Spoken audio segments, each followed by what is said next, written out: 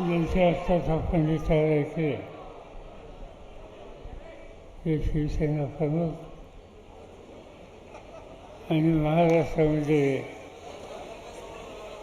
सगळ्यांना एकत्र ठेवून आम्ही लोकांनी जी आघाडी स्थापन केली त्याच्यातले मान्यवर उद्धव ठाकरे, व्यासपीठावर असलेले काँग्रेस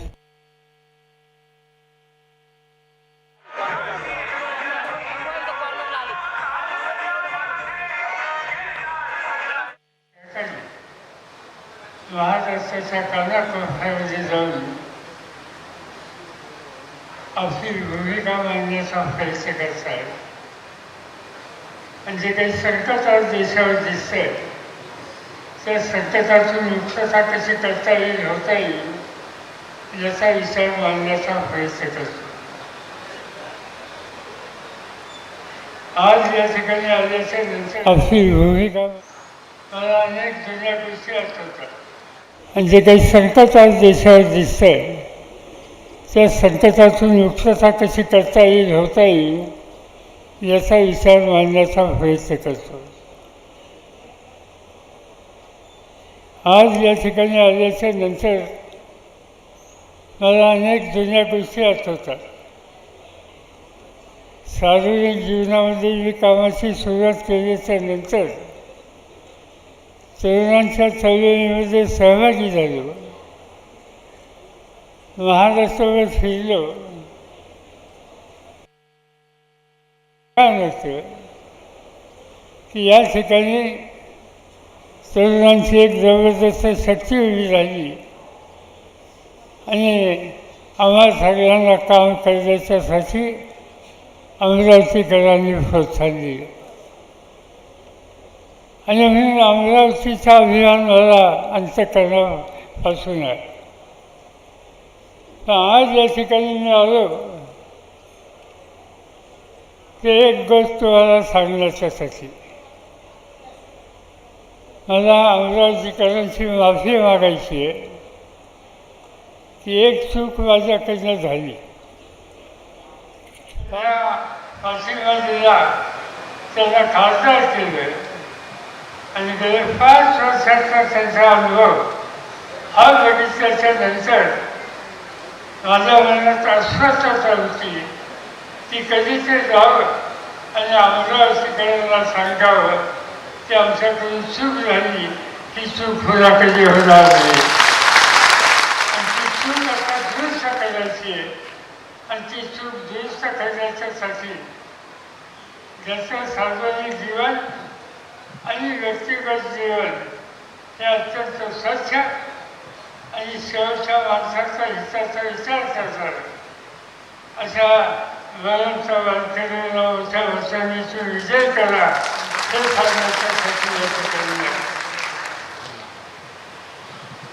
आज जीवन हे अत्यंत स्वच्छ आणि शेवटच्या माणसाचा हिताचा विचार करणार अशा वळणचा वारकऱ्यांना मोठ्या वर्षांनीची विजय करा हे सांगण्याच्यासाठी या ठिकाणी आज देशाची हुकूमत सत्ता मोदी साहेबांच्या हातामध्ये गेले 10 वर्ष आपण बघतो आहोत. अनेक ठिकाणची त्यांची भाषणं ऐकतो. काय सांगतात ते हल्ली. मी विधानसभा, लोकसभा आणि राज्यसभेमध्ये गेली 56 वर्ष आज हिंदुस्थानच्या पार्लमेंटमध्ये अशी कोणी व्यक्ती नाही की तो एके दिवसाचा गॅप न घेता 56 वर्ष सतत निवडून येतो. त्या 56 वर्षामध्ये अनेकांना जवळून पाहिलं, लांबून पाहिलं. इंदिरा गांधींना पाहिलं, राजीव गांधी आणि आम्ही एकत्र संसदेमध्ये होतो त्यांचं कामकाज पाहिलं. नंतरच्या काळामध्ये नरसिंगरावचं काम पाहिलं, त्यांचं मंत्रिमंडळाची काम केलं. मनमोहन सिंगांच्यावर काम केलं. अलीकडच्या जे प्रधानमंत्री झाले, जवाहरलाल नेहरूंच्या नंतरचे, त्या सगळ्या प्रधानमंत्र्यांच्या कामाची पद्धत ही आम्ही लोकांनी पाहिली. देशाच्या कानाकोपऱ्यात जायचे, भाषणं करायचे आणि त्या भाषणातून नवा भारत कसा उभा करता येईल या प्रकारचा लोकांचा आत्मविश्वास वाढेल अशा प्रकारचा संदेश या सगळ्या राज्यकर्त्यांनी दिला. आजचे प्रधानमंत्री कुठेही गेल्याच्या नंतर पहिल्यांदा जवाहरलाल नेहरूंच्या टीका कर, काँग्रेस पक्षावर टीका कर. या जवाहरलाल नेहरूंनी स्वातंत्र्याच्या पूर्वकाळामध्ये आपल्या आयुष्याची उमेदीची काळ जवळपास 10 ते 11 वर्ष इंग्रजांच्या तुरुंगामध्ये घालवली आणि स्वातंत्र्य मिळाल्याच्या नंतर हा देश संसदीय लोकशाहीच्या पद्धतीने चालला पाहिजे यासाठी एक रचना उभी केली. त्या जवाहरलाल नेहरूंचं योगदान हा या देशाच्या इतिहासात कोणी पुसू शकत नाही आणि तेच आज मुख्य प्रधानमंत्री त्यांच्या टीका टिप्पणी करतात, त्यांच्याबद्दलच्या चुकीच्या गोष्टी सांगतात.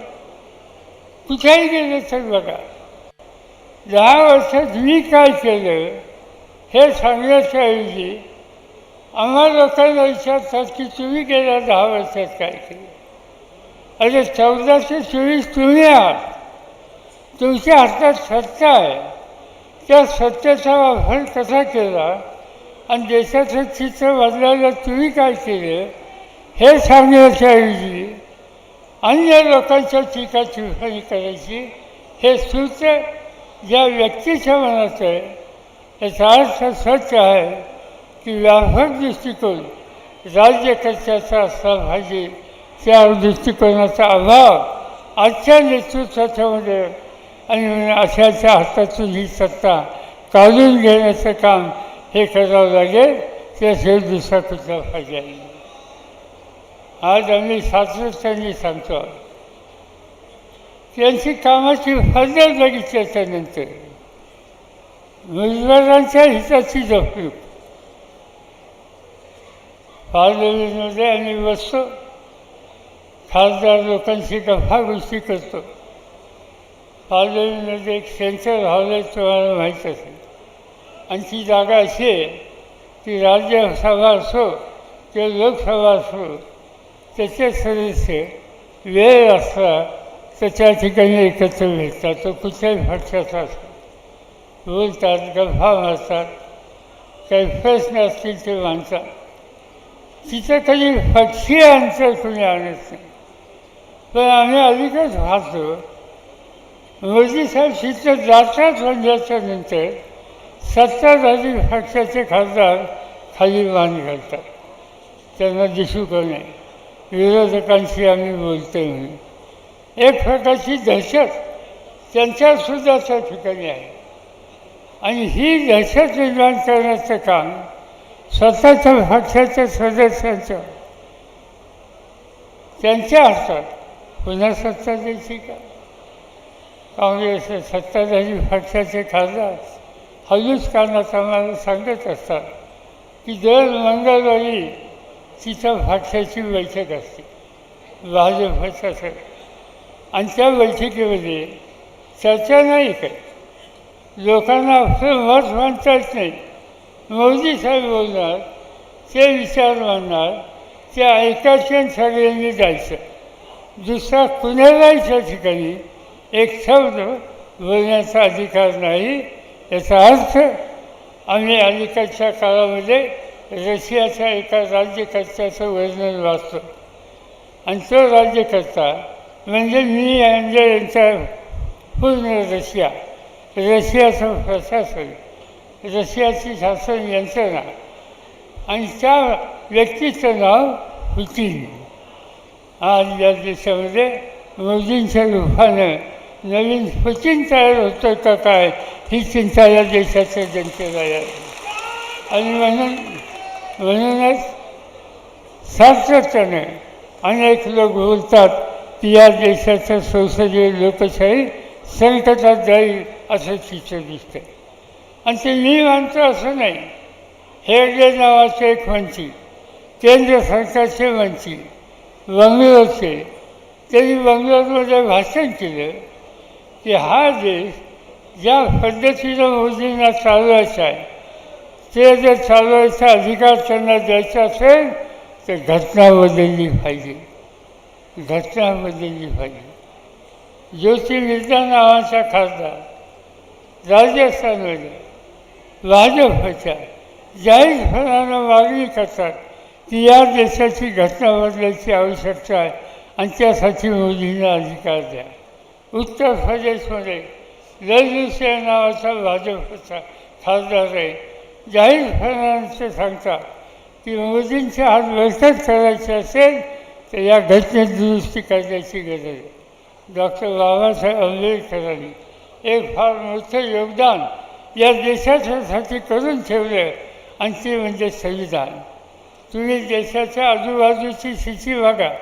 पाकिस्तानमध्ये आपण पाहिलं की तिथे एकदा लष्करशाही होती, श्रीलंकेमध्ये लष्करशाही होती, बांगलादेशमध्ये लष्करशाही होती, नेपाळमध्ये हुकुमशाही होती.